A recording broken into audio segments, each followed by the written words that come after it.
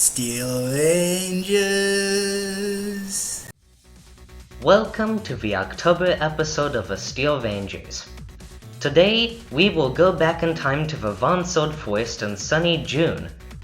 Get some popcorn ready and hold on to your hats.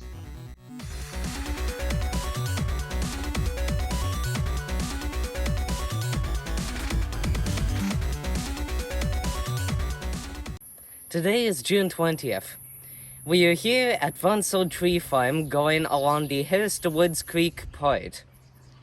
If the forest fairies are smiling on us, we'll be able to finish the trail. The middle of June brings out colors in every patch of the land. From daisies to the majestic lilies, from tiny phlox to clumps of irises, even the stumps and snags dress up in their brightest moss. The cool shade of the evergreen does not stop bursts of colors popping up in the tiniest cracks in the canopy.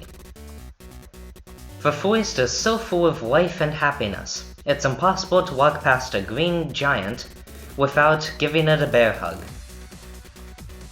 Once in a while, we come across an obstacle that makes us happy that we travel on foot. This washout presents a challenge to a vehicle, whereas we walk around it and marvel at the forces of nature. How do you know you found a huge tree? Besides the enormous canopy that's hanging over, towering over everything, that right there is one of the smaller branches that fell off of it. And that branch became a lunch log in the shade of a mighty oak.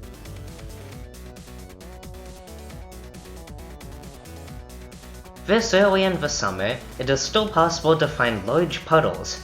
If you stop and watch for a moment, you may see an orange-bellied salamander. Back in the shade of the evergreens, the cicadas are singing by their endless tune.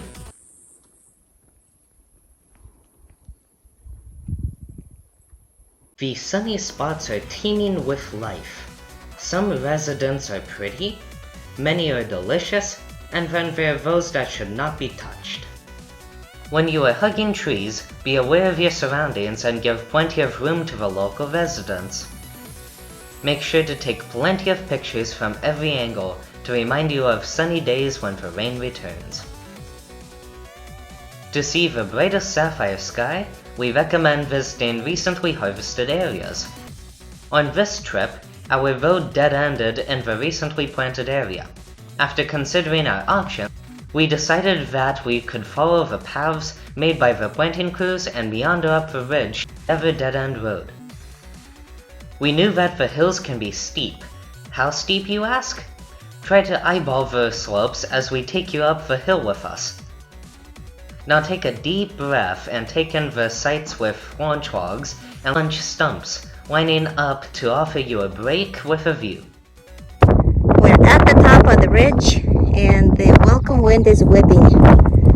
We just came up from right about there.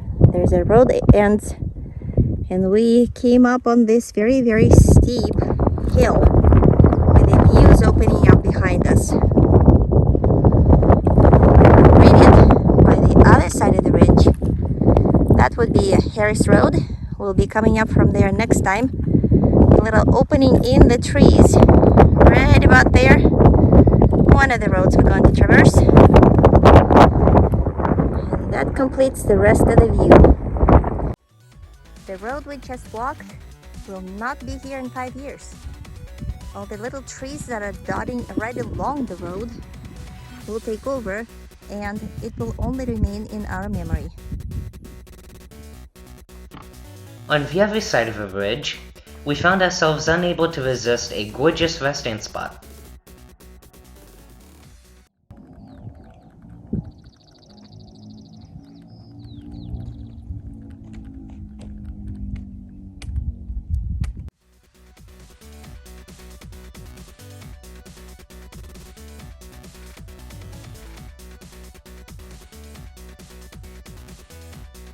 Seeing a stump of this size is a treasured moment, and we happen to have tea left from lunch.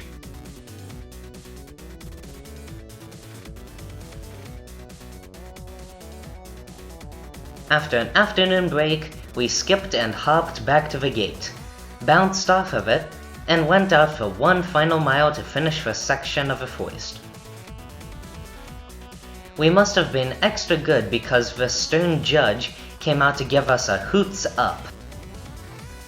On this trip, we had an unusually high number of places we tagged for a larger litter pickup. There were many yards of logging cable, strange truck parts, and a moo can?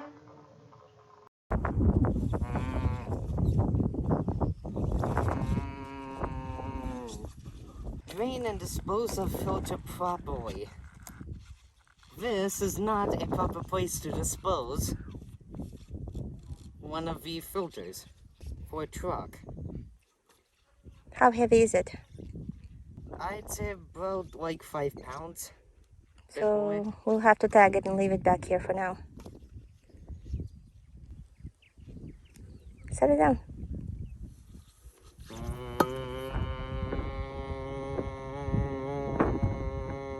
In the end, we covered all the south side of the forest. Today we have hiked 13 miles over the course of about 6 hours. We collected about half a bag of trash and 11 cans. We had a very enjoyable hike, our feetsies are hurting, and we got to see a ton of wildflowers. We will see you next time on #PlayCane.